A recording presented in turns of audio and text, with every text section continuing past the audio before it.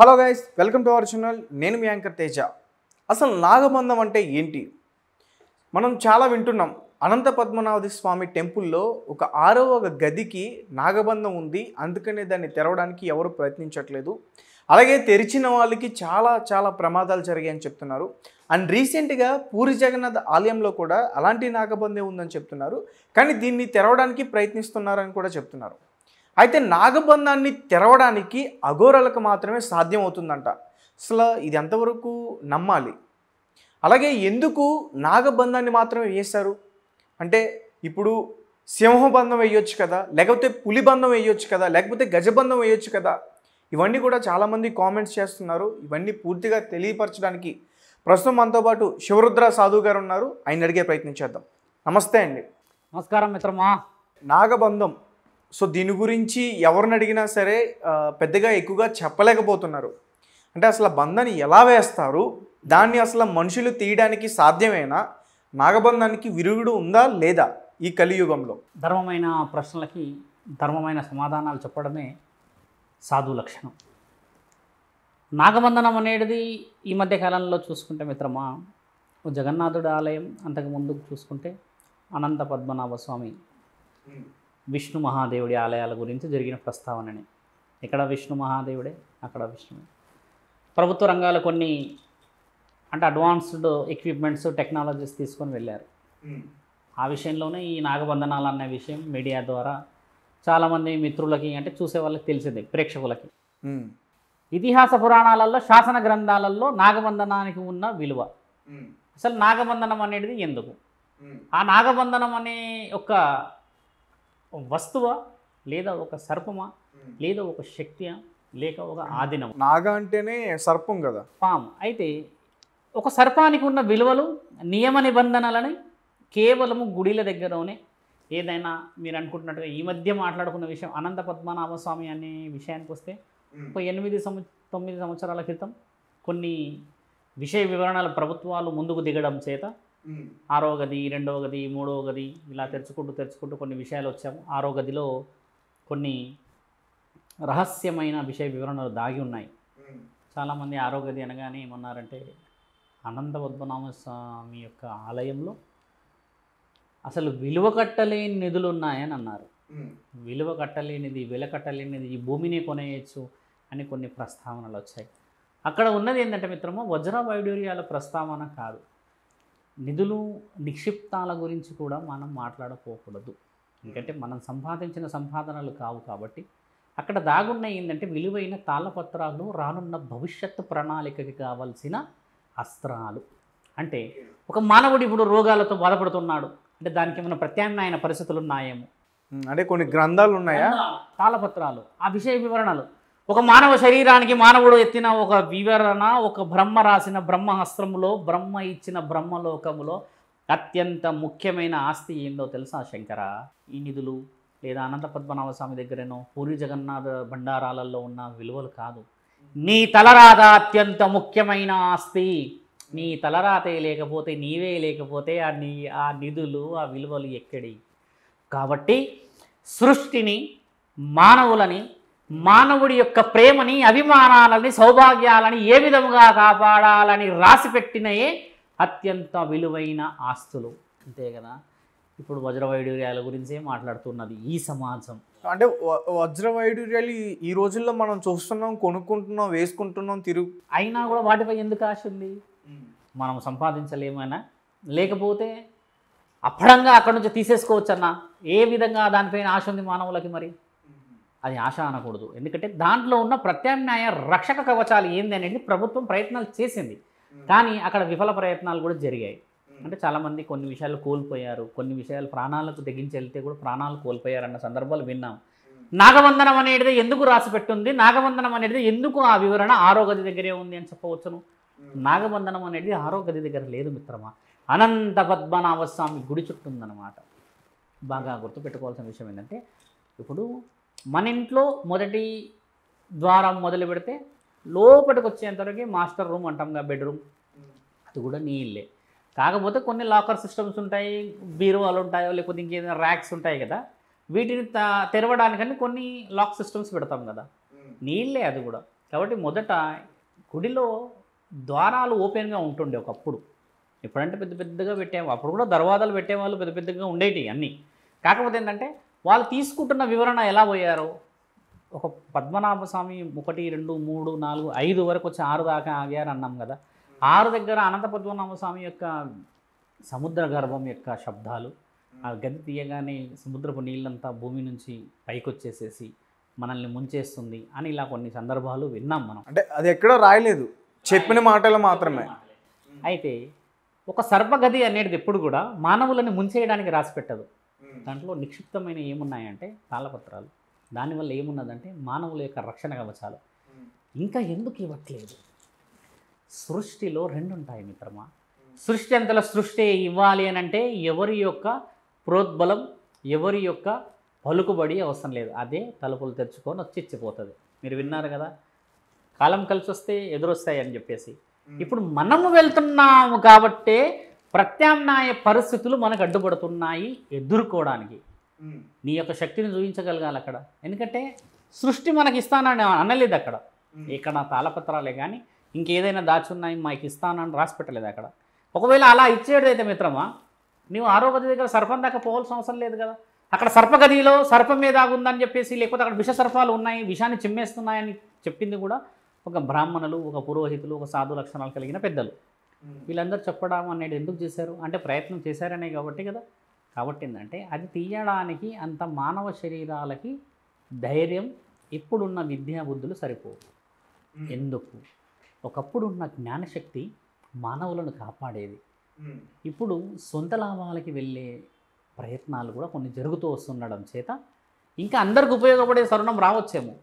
ఆ తాళపత్రాలతో ఏదైనా విషయాలు చెప్పవచ్చేమో మనకి. అందుకు కదా పరమాత్ముడు ఆపుతుండవచ్చు రక్షక కవచం. అయితే మానవులు తెలుసుకోవచ్చు అంటే నాగబంధనమే ఎందుకు వేశారు అక్కడ? నాగబంధనమే ఎందుకు వేస్తారు అంటే ఇహలోక పరలోకములో ఒక సర్పానికి ఉన్న జ్ఞానశక్తి నీవన్న ఆ పులికి, ఆ సింహానికి ఉండదు. జ్ఞానశక్తి, జ్ఞాపకం. నీకు తెలుసా మిత్రమా, మొబైల్స్ వచ్చాయి, సాఫ్ట్వేర్స్ వచ్చాయి, కంప్యూటర్స్ వచ్చాయి, అన్నీ వచ్చాయి. ఎన్ని మొబైల్ తెచ్చుకున్నా కానీ పాముతో పోల్చుకుంటే అవి చాలా పవర్ఫుల్ కదా. Powerful, but how many? పైగా అమ్మవార్లకి వాహనాలను కూడా చెప్పుకుంటారు. అలా చెప్పవచ్చును. కానీ ఒక సర్పానికి గుణాన్ని మీకు చెప్పాలి. మీరు మంచి విషయం అడిగారు. పాముల గురించి మాట్లాడుతున్నాము కాబట్టి పాము యొక్క శక్తి గురించి మాట్లాడుతున్నాం. సర్పానికి ఉన్న ఈ యొక్క చరిత్ర చెప్పాల్సిన అవసరం. బంధనం గురించి మాట్లాడతాం. శక్తి అనేది ఏంటంటే మిత్రమా, జ్ఞాపక శక్తి, తెలివి చాలా అవసరం ఇక్కడ. ఒక పాము ఒకసారి గుడి బంధన విషయంలో మాట్లాడి ఈ విషయ వివరణ, ఈ కారణ జన్ముడు ఈ విధంగా వచ్చాడు, ఈ విధంగా చేస్తాడు, ఈ విధంగా రక్షణ, ఈ సంవత్సరంలో ఈ విధంగా ఏదైనా విపత్తు చేరినప్పుడు మాత్రమే మీరు స్పందించగలరు అన్న ఆ మంత్ర ఉచ్చారణ. నాగలోకానికి ఒక రాత, ఒక రీతి, ఒక భాష ఉంది. దాన్నే మాట్లాడతారు కదా. అప్పుడు చెప్పినప్పుడు అది హిప్నటైజ్లోకి వెళ్ళిపోతుంది. అంటే నీ పేరు ఉదాహరణకి ఈరోజు తేజ, వచ్చే జన్మలో నీవు వచ్చేసి రవితేజవో లేకపోతే చిరంజీవి అనుకుందాం శంకర. అక్కడ బంధన చేసేది తేజకి కాదు, తేజ యొక్క ఆత్మకి. తేజ వచ్చే జన్మలో రోడ్డుపై అడుక్కుంటూ వచ్చినా గుర్తుపట్టాల్సింది ఆత్మని, శరీరాన్ని కాదు. ఒకవేళ తేజ ఓ దేశానికి రాజయ్య వచ్చాడే అనుకో, అప్పుడు కూడా తేజ యొక్క ఆత్మనే గుర్తుపట్టాలి కానీ రాజును కాదు నీవు గుర్తుపట్టేది. ఆత్మ బలాన్ని గుర్తుపెట్టుకోగలది నాగబంధనం. ఈ పులులు తర్వాత సింహాలే కానీ ఈ గజబలాలు ఏంటంటే శంకర, వాటి యొక్క జ్ఞాపక శక్తి మరణంతోనే అయిపోతాయి. ఒక సర్పం మరణించినాక కూడా మళ్ళీ పుట్టిన తర్వాత ఆ యొక్క జ్ఞాపకాన్ని గుర్తుపెట్టుకుని తేజాన్ని గుర్తుపట్టగలదు. అంతటి శక్తి ఉంది జ్ఞాపకం దానికి. పాము చనిపోయిన తర్వాత మళ్ళీ మరొక జన్మ ఎత్తినప్పుడు గత జన్మలో జరిగినవన్నీ గుర్తుంటాయి. మళ్ళీ ఇంకోటి, ఎక్కువ శాతంగా నాగబంధనాలు వేసిన సర్పాలు చావు. గుర్తుపెట్టుకో, అవి ఎంతటి శక్తి ఉంటాయంటే మిత్రమా, ఉదాహరణకి ఒక గుడి దగ్గర నువ్వు ఏదో విషయం నుండి పెడితే అది ఎంత లోపలికైతే కిందికి వెళ్ళిపోతాయో, ఉదాహరణకి ఒక 10 అడుగుల నుంచి 20 అడుగుల నుంచి 30 అడుగుల నుంచి అలా 500 అడుగుల లోపలికి కూడా వెళ్ళగలవు అవి. అలాగే కిందికి వెళ్ళిపోగలవు, అలాగే మళ్ళీ పైకి రాగలవు అవి. అలా వచ్చి ఉండగలదు. అలా పులులు సింహాలు వెళ్ళలేవుగా. ఒక నాగబంధనానికి ఎందుకు విలువ ఉందనంటే అది పరమాత్ముడి ఆజ్ఞని విని మానవుల శ్రేయస్సు కోరి రానున్న భవిష్యత్తు ప్రణాళికని బలంగా ఇచ్చి కావలసిన మర్యాదల కోసమని, కారణ జన్ముడి కోసమని ఎదురు చూస్తాయి అవి. అందుకని ఆ సర్పానికి విలువ ఉంటుంది. మరి ఒక్కసారి నాగబంధనాన్ని తీసేయడం అనేది ఎందుకు జరగదు? ఒక బంధనాన్ని వేసిన తర్వాత ఆ రక్షణ ఎందుకు అంత బలంగా ఉంటుందని మనం మాట్లాడితే, అవి ఎలా అయితే అక్కడ వేసి పెడతారో మిత్రమా, లోపలికి వెళ్తే ఈ ప్రకృతిలో ఉన్న ఆ వైబ్రేషన్ ఏదైతే ఉంటుందో, ఆ మట్టిలో ఉన్న శక్తి, ఈ మాణిక్యాలకు సంబంధించిన నిధులు పెట్టిన తరుణమే కానీ, వజ్రాలు వైడూర్యాలు ఇంకేది దాచిపెట్టిన ఆ యొక్క వైబ్రేషన్ మీకు తెలుసా శంకర? పిడుగు పడుతుంది, గుర్తుందా? ఎవడన్నా విన్నారా మీరు? పిడుగు మనం అడవిలో పడ్డదని వింటూ ఉంటాము, ఊర్లలో పొలాల్లో పడ్డదని వింటూ ఉంటాం కదా. అది పడ్డప్పుడు కొన్ని వేల, అంటే అది ఒక కిలో వాట్స్ ఎలక్ట్రిక్, అంటే ఆ పవర్ లాగుతుంది, శక్తి, యాంత్రిక శక్తి. అంటే అది ఒక రకమైన విద్యుత్ శక్తితో వస్తుంది కదా పిడుగు పడడం కూడా. అది పడ్డప్పుడు చుట్టుపక్కల ఏదైతే భూమికి సంబంధించిన విషయ వివరణలు వెళ్తే గుడిలకు సంబంధించిందో ఆ శక్తి అంతా అది లాగేసుకుంటుంది. లాగేసుకున్నప్పుడు అంతటి శక్తిని కూడా భరించేదే నాగబంధనం వేసి ఉన్న సర్పం. అందుకనే ఆ యొక్క సర్పానికి అంత విలువ ఉంటుంది. ఒక్కసారి అది కాటేసింది అనుకో మిత్రమా, ఫ్రాక్షన్ ఆఫ్ సెకండ్స్లో చనిపోతాడు. విషం ఎంత స్పీడ్ వెక్కేస్తుందంటే అది మనిషి ఉండడు, ఇంకా అవుట్, బ్రతకాడు అనేది ఇక రాసి పెట్టుకోవాలి నువ్వు, అంతేగా. అంతటి పవర్ఫుల్ శక్తి అది. ఎన్ని ఏళ్ళ నుంచి భూమిలో ఉంటుంది, ఎంత శక్తిని పెట్టుకుంటుంది, అసలు మానవాళికి కనబడదు. దాని కొరలు ఎంత బలంగా తయారై ఉంటాయి, ఎంత విషాన్ని అది ఛేదించుకొని లోపల పెట్టుకొని ఉంటుంది. మరి వచ్చి ప్రకృతిని కదిలించినప్పుడు దానికి వచ్చే ఆ కోపాన్ని ఏమంతర శక్తి ఆపుతుంది ఇక్కడ? నిజమైన కారణ జన్ముడు, నిజమైన కారకుడు, నిజమైన మనిషి, నిజమైన ఆత్మతో కలిగి ఉన్న పరమాత్ముడి యొక్క అనుసంధానమైన వ్యక్తి వచ్చినప్పుడు మాత్రమే అది ఆశీర్వాద బలం ఇస్తుంది. అంతకు మించి ఎవడు వచ్చి ఏది పడితే చేసేస్తా అంటే కుదరదు. అలా వచ్చిన విషయాలు అవి, దానికి ఉన్న విలువ అది. అయితే ఈ నాగబంధాన్ని తెరవడానికి సాధ్యమైన వ్యక్తులు అఘోరాలు మాత్రమే, ఇంకెవరి వల్ల కాదు. ఎలాంటి పురోహితులు వచ్చినా, అంటే ఎలాంటి స్వాములు వచ్చినా, ఎవరు వచ్చినా కూడా దాన్ని తెరవడం అసాధ్యం, అఘోరాల వల్ల సాధ్యం అవుతుందని చెప్పేసి అంటున్నారు కదా, నిజమేనా? నమ్మొచ్చా? అఘోరాలు ఖచ్చితంగా చేస్తారుగా. ఎందుకు చేస్తారు అఘోరాలు? ఎక్కడ చేస్తారు అఘోరాలు? వారి యొక్క సొంత లాభానికి అఘోరాలు చేయరు మిత్రము. అంటే అఘోరాలు అంటే శివభక్తులు. శివభక్తులు ఒకటి, శివుడికి మీకు తెలిసిన శక్తులు తెలియదు. వాళ్ళు తండ్రి యొక్క వివరణ మీకు తెలిసిందే కదా. తండ్రి ఏంటంటే వాసుకిని మెడలోనే వేసుకొని ఉంటాడు. వాసుకి ఏంటంటే అప్పట్లో విషాన్ని చిమ్మిన ఒక నాగ సర్పానికి సంబంధించిన అధిపతి వాసుకి. అంటే సాగర సంగమం జరిగినప్పుడు దాన్ని తండ్రి తీసి మెడలో వేసుకొని ఆ విలువిచ్చి పెడతాడు. అలాంటి సర్పాన్ని మెడలో వేసుకున్నవాడు కాబట్టి, తండ్రిని గెలిచిన వాళ్ళు భక్తులు కాబట్టి, ఆ యొక్క సర్పం వీరి యొక్క కారణ జన్మకి విలువ ఇయ్యగలుగుతుంది. వాళ్ళే నాగసాధువులు, అఘోరాలు, సాధువులు. వాళ్ళు వచ్చినప్పుడు వాళ్ళు ఒకటి ఆలోచిస్తారు మొదట, ఇది ధర్మమా అధర్మమా, న్యాయం, ఈ న్యాయం వల్ల సమాజానికి జరగబోతున్న మంచి పనులు, సౌభాగ్యవతలు, ఇండ్లు, మంచి వాళ్ళు, నిజంగా అవసరంలో ఉన్న వాళ్ళు బాగుపడుతున్నారా అన్న విషయంలోనే వాళ్ళు ముందుంటారే. కానీ ఎక్కడ కూడా అఘోరాలు సొంతంగా దిగేసి సొంతంగా చేసేస్తున్నాయి అయితే మన దగ్గర ఇక్కడ లేవు రుజువులు. ఇదే అఘోరాలు చాలా విషయాలలో, ఇప్పుడు నీ దగ్గర డబ్బులు చాలా ఉన్నాయి కదా అని అఘోరాన్ని పిలుస్తావు అనుకో మిత్రమా, పిలిచినప్పుడు అఘోరా వెళ్తాడు, చెప్పేస్తాడు ఒకటే మాట, దాన్ని ముట్టుకోవడం చేత ప్రమాదం జరుగుతుంది, ప్రాణాలు పోతాయి అని చెప్పేసేస్తారు. అలాంటి దాన్ని వద్దు, చేయను, కుదరను అనేసి ప్రాణాలు కోల్పోయిన వాళ్ళు వందల్లో ఉన్నారు. అఘోరాలు ఎక్కడైతే అధర్మాన్ని మనం వదిలి ధర్మం వైపు నడుస్తాము అని ఆలోచిస్తాము, అక్కడ అఘోరాలు మనకి ఎప్పటికీ సపోర్ట్ మిత్రము. లేదు కుదరదు చేయాలంటే అదే అఘోరాలు 100 సంవత్సరాల క్రితం తలలు తీసినట్టు ఇప్పుడు కూడా తీయనికి సిద్ధంగానే ఉన్నారు. ఆ కాశీ, ఉత్తరాఖండ్. కాదు స్వామి, అంటే ఇప్పుడు మన పూరి జగన్నాథుని యొక్క ఆలయం తెరిచారు కదా, ఆలయం యొక్క ఈ రత్న భండారులు ఉన్న తలుపుల్ని తెరిచారు కదా, అప్పుడు కూడా అఘోరాలు వచ్చారు కానీ ఎవరికి కనిపించలేదు అంటున్నారు, నిజమేనా? ఇప్పుడు చూడండి, వాస్తవికంగా మాట్లాడుకోవచ్చు.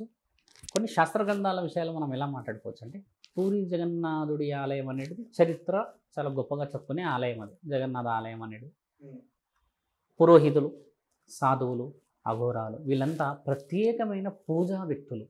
వాళ్ళు సమాజానికి వచ్చి ఇంటర్వ్యూ చేయాల్సిన అవసరం లేదు. ఇప్పుడు ప్రభుత్వ రంగం ఎంతో ఉత్కంఠంగా దిగి ఎంతో మంచి పనుల కోసం అని పోయిన ప్రక్రియ అది. అంటే వాటిని నిధులన్నీ సేకరించి వాటిని పొందపరచాల్సిన అవసరం ఉన్నదన్న ఆలోచన తీసుకొచ్చిందని ముందుకెళ్ళింది. వాళ్ళు ఏదైనా చెడుగా ఆలోచన చేసి ఉండినుంటే పని బహుశా జరగకపోయే ఉండవచ్చు. ఎందుకంటే వాళ్ళు లీగల్గా చెప్పినారు, లీగల్గా ముందుకెళ్ళారు అన్న విషయమే నిజం ఇక్కడ. ఒకవేళ అది సీక్రెట్గా చేయాలి అని అంటే సీక్రెట్గా చేసే అవకాశం ఈ రోజుల్లో లేదు శంకర, ఎక్కువ శాతంగా. ఎందుకంటే ఇంత అడ్వాన్స్ టెక్నాలజీ ఉంది, ఇంత మీడియా డెవలప్మెంట్ వచ్చిన తర్వాత కూడా ప్రభుత్వం చాలా తెలివితో అక్కడ ముందుకొచ్చి తెలివిగా పోయి వాళ్ళ పూజలు చేసే విధానం అంతా లోపల జరిగేది అదంతా. ఎందుకంటే దేవుడి యొక్క ఆజ్ఞతో చేయాల్సిన పనులని మొదట దేవుడిని శాంతపరిచిపోవాల్సిందే.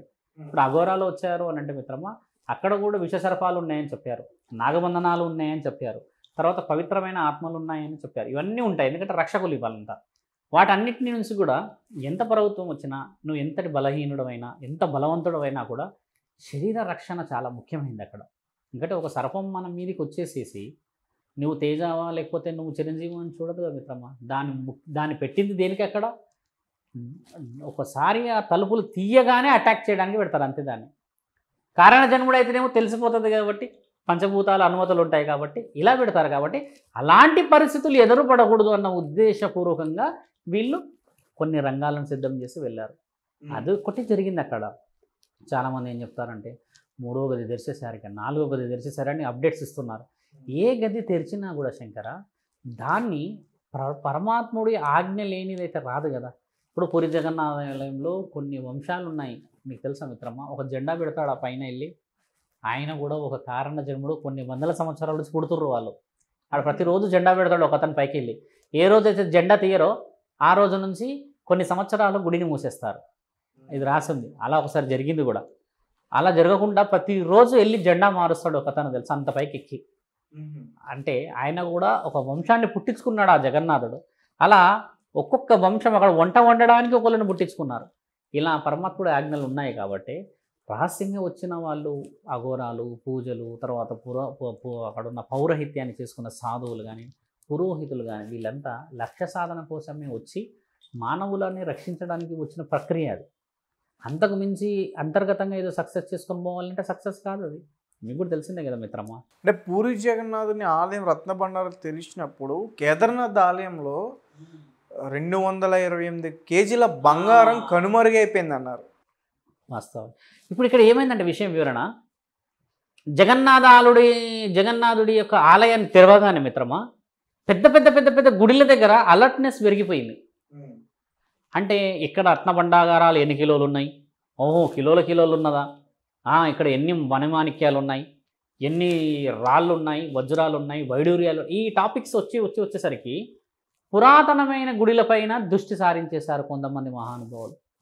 అలా ఈ మధ్య 10 రోజుల క్రితం జరిగిన విషయ వీరునికి మనకు అక్కడి నుంచి వచ్చిన ఇన్ఫర్మేషన్లో మిత్రులు చాలామంది ఉన్నారు కాబట్టి 228 కిలోల గోల్డ్ పోయింది అక్కడ.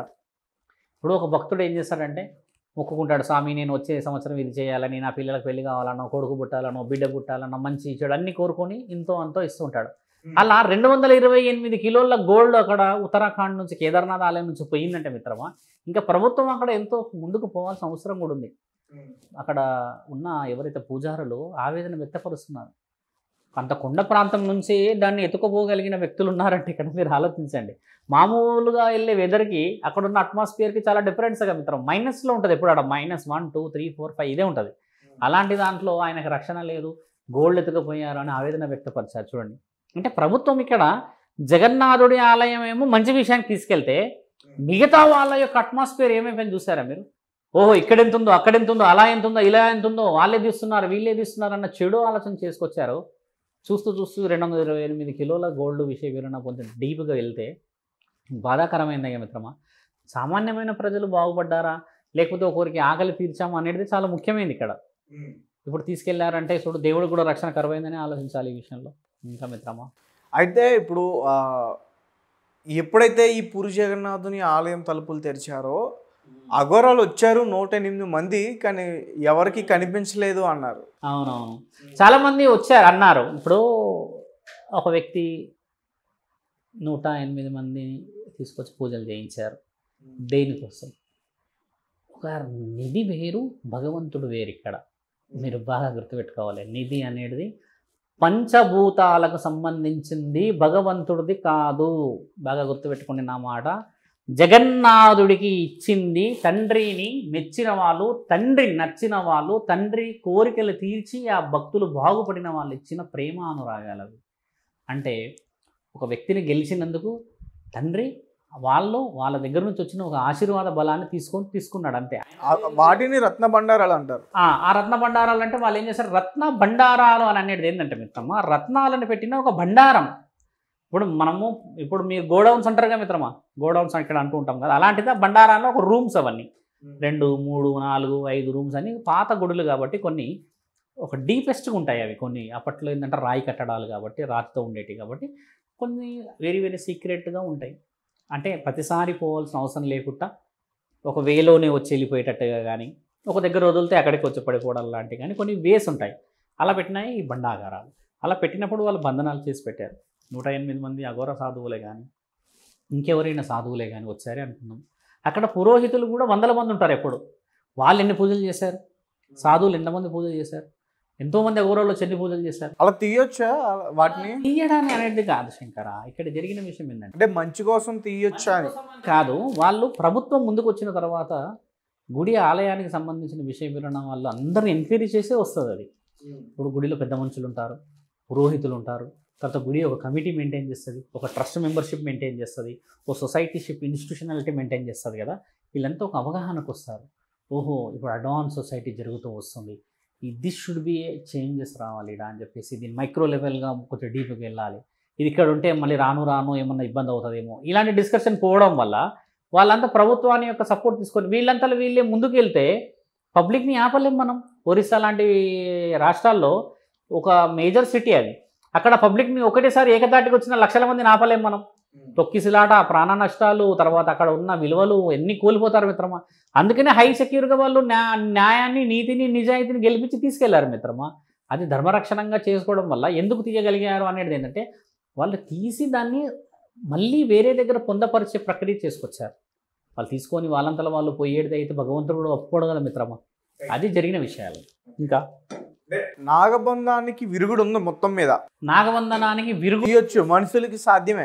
మనుషులకి సాధ్యమైనది కాదు. మనుషుల రూపాన్ని ఎత్తిన ఒక అఘోరాలు, సాధువులు, విద్యాహస్తులు వాళ్ళు చేసిన గొప్ప గొప్ప కార్యక్రమాలకి కారణ జన్ముల చేత మాత్రమే, కారణం నిజముగా అది ధర్మమే అని అనిపిస్తే మాత్రమే తీయవచ్చును.